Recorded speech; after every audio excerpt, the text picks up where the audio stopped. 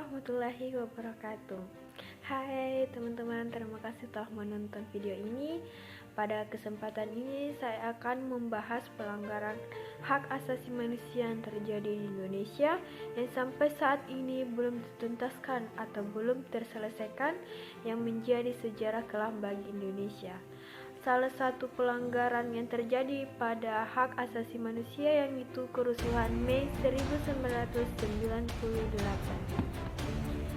Pada awal tahun 1998, perekonomian Indonesia mulai goyah akibat krisis moneter yang terjadi di Asia sepanjang tahun 1997 sampai 1999. Kepercayaan masyarakat terhadap pemerintah kala itu menurun drastis, apalagi di tengah kondisi perekonomian yang amburadul dan rezim pemerintahan Soeharto yang semakin rajin membungkam suara kritis dari masyarakat sipil. Pada tahun-tahun krisis itulah pemerintahan Orde Baru menampakkan wajah negara yang bengis dan otoriter. Alhasil, mahasiswa di berbagai daerah melakukan aksi demonstrasi besar-besaran. Narasi mereka serupa, yakni untuk menurunkan Presiden Soeharto yang telah berkuasa 32 tahun lamanya, karena dianggap semakin represif, anti-kritik, dan melanggengkan KKN. Di Jakarta, Civitas Akademika Universitas Trisakti turut menggelar aksi damai di dalam kampus pada 12 Mei 1998. Sejak pagi, aksi yang diisi mimbar bebas dan panggung operasi di peralatan parkir depan gedung Syarif Tahir itu melibatkan ribuan mahasiswa serta dosen. Baru pada siang harinya, sekitar pukul 12.30 waktu Indonesia Barat, massa aksi yang berjumlah 6.000-an orang berniat menggelar launch march ke gedung DPR atau MPR. Mereka ingin bergabung bersama massa aksi dari kampus lain yang sudah lebih dahulu berada di kompleks parlemen. Namun, massa yang sedang bersiap melakukan launch march dari kampus Trisakti itu dihadang oleh barisan aparat militer bersenjata. Perwakilan mahasiswa pun bernegosiasi dengan pimpinan komando aparat Letkol In A. Amri, meski hanya menemui jalan buntu.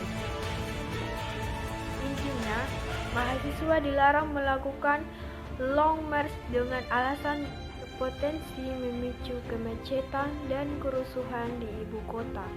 Akhirnya, massa aksi tertahan di gerbang kampus Trisakti dan melanjutkan orasi.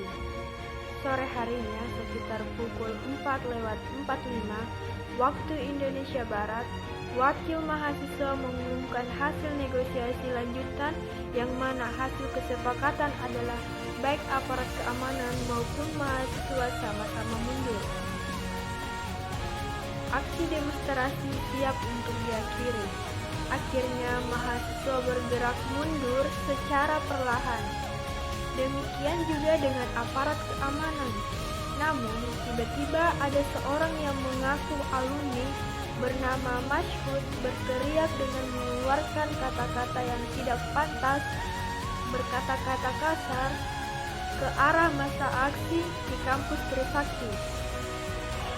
Ulama seseorang tersebut itu memancing massa mahasiswa untuk bergerak karena mengira ia adalah salah satu aparat keamanan yang menyamar. Pada sekitar pukul 5.00 waktu Indonesia Barat, sejumlah saksi melihat orang tersebut lari ke barisan aparat yang berjaga karena dikejar massa. Insiden ini menimbulkan ketegangan antara massa demonstran dan aparat.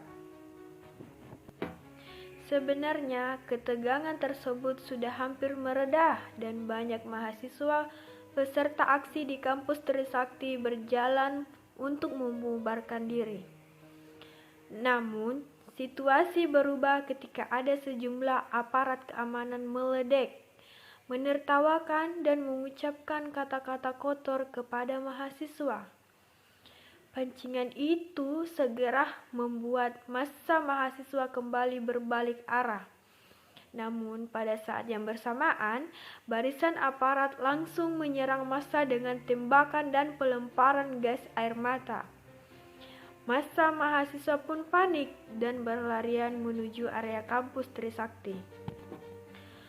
Saat itulah aparat melakukan penembakan yang membabi buta, pelemparan gas air mata hampir di setiap sisi jalan, pemukulan dengan pentungan dan popor senjata, penendangan dan penginjakan terhadap banyak peserta aksi. Bahkan telah terjadi pelecehan seksual kepada mahasiswi. Sebagian aparat juga menyerbu ke pintu gerbang kampus dan membuat formasi menembak. Tembakan yang terarah tersebut mengakibatkan jatuhnya korban luka hingga meninggal dunia. Akhirnya, 3 mahasiswa tewas seketika di dalam kampus dan 1 orang lainnya meninggal di dalam rumah sakit. Beberapa orang dalam kondisi kritis, sementara korban-korban yang lain luka-luka akibat tembakan, ada 15 orang.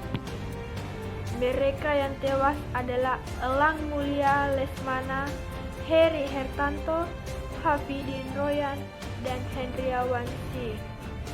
Mereka tewas tertembak di dalam kampus, terkena peluru tajam di tempat-tempat vital seperti kepala, tenggorokan, dan juga dada.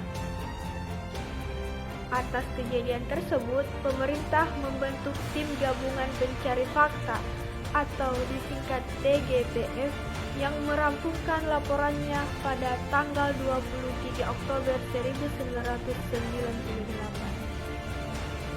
TGPF menemukan fakta bahwa kerusuhan Mei 1998 diduga mengakibatkan lebih dari 1.000 orang meninggal karena terjebak dalam bangunan yang terbakar atau dibakar, ratusan orang yang luka-luka, dan juga penculikan terhadap beberapa orang serta pemerkosaan atau pelecehan seksual terhadap puluhan perempuan yang sebagian besar dari etnis tertentu, serta ribuan bangunan yang dibakar.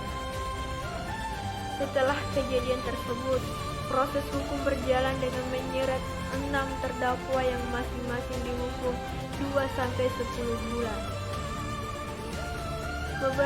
Beberapa tahun telah berselang, 9 terdakwa kasus penembakan mahasiswa Trisakti diadili di pengadilan militer dan dijatuhi hukuman 3-6 tahun di penjara. Namun hingga hari ini, dalang dari tragedi Trisakti sama sekali belum pernah diadili. Peristiwa ini pun menambah panjang daftar kasus pelanggaran hak asasi manusia atau HAM di Indonesia yang proses hukumnya jalan di tempat. Serta tim gabungan yang dibuat tidak dapat menyelesaikan masalah saat sekarang. Dan beberapa orang berpendapat bahwa kejadian tragis ini sebuah konspirasi yang dilakukan oleh pihak-pihak tertentu. Itulah tadi salah satu pelanggaran yang pernah terjadi di Indonesia, yaitu pelanggaran hak asasi manusia yang sampai saat ini belum tertuntaskan. Sampai di sini pembahasan tentang pelanggaran hak asasi manusia. Wassalamualaikum warahmatullahi wabarakatuh.